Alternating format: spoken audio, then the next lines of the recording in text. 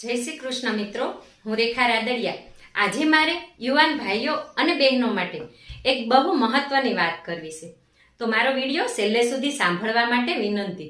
આજકાલ જે પ્રેમ થાય છે એ શું ખરેખર પ્રેમ છે કે ખાલી દેખાડો? શું તમારી લાગણીઓ સાચી છે કે ફક્ત ઇન્સ્ટાગ્રામ ફેસબુકના ફોટા અને સ્ટેટસ માટે જ છે? મિત્રો, પ્રેમ જેવો દેખાય છે ને એવો હોતો નથી. પ્રેમ એ લાગણી છે, પ્રેમ એ સમજ છે, પ્રેમ એ સાથ છે અને એ પણ જીવનભરનો.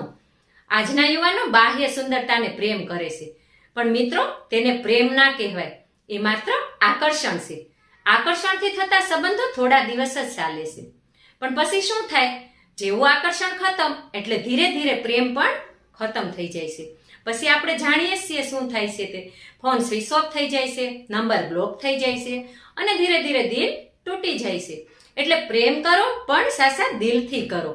જેને તમે પસંદ કરો એના માટે બધું સમર્પણ કરવાની તૈયારી રાખો અને જેવા છે તેને દિલથી સ્વીકારવાની તૈયારી રાખો. અને સુખ દુઃખમાં સાથે રહેવું. ગમે તેવા પ્રલોભનો આવે પણ ક્યારેય જુદા ના પડે, તેને પ્રેમ કહેવાય. અત્યારે જરાક પણ મન ગમતું ન થાય એટલે પ્રેમ ખતમ. તો શું એ પ્રેમ કહેવાય? સાચો પ્રેમ તો એક માં કરી શકે.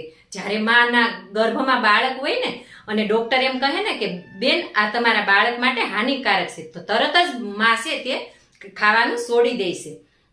અને અમુક વસ્તુ તેને રોજ ભાવતી હોય છતાં પણ તે નથી ખાતી. મારું એક ઉદાહરણ છે. એક છોકરી એક છોકરાને ફક્ત એની દુઃખની વાતો માટે મીઠું બોલી ફસાવ્યો, પછી થોડા દિવસ પછી એને છોડી દીધો. એ છોકરો આજે બીજા કોઈ પણ સાથે વિશ્વાસ નથી કરી શકતો. આ શું પ્રેમ છે? નહીં, આ છે ફક્ત દેખાવ. મિત્રો, ખરો પ્રેમ એવો હોય કે જ્યાં તમે એકબીજાને ઊંડાણથી સમજો, એકબીજાનું સપનું સાથ આપી પૂરું કરો. પ્રેમ એવો કરો કે જ્યાં ઇન્સ્ટાગ્રામના લાઇક્સ નહીં પણ જીવનના દરેક પડકાર એકબીજાનો સાથ હોય.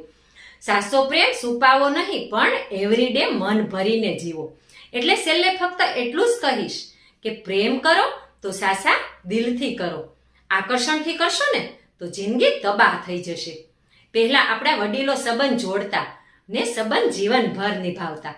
અત્યારે આકર્ષણથી સંબંધ જોડાય છે, આકર્ષણ ખતમ એટલે ધીરે ધીરે સંબંધ પણ ખતમ.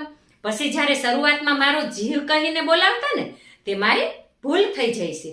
સંબંધો બનાવો તો મજબૂત બનાવો, એટલા નાજુક ના બનાવો કે નાના એવા તણખલાથી પણ હલી જાય. આજના યુવાનો યુવતીઓને મારી વિનંતી છે, જો જીવનભર સુખી થવું હોય ને તો જીવનસાથી એવો ગોતો કે તમને જીવનભર સુખી રાખે. થોડી સંપત્તિ ઓછી હશે ને તો હાલશે, પણ જો દિલથી પ્રેમ હશે ને તો તે તમને જીવનભર સુખી રાખશે.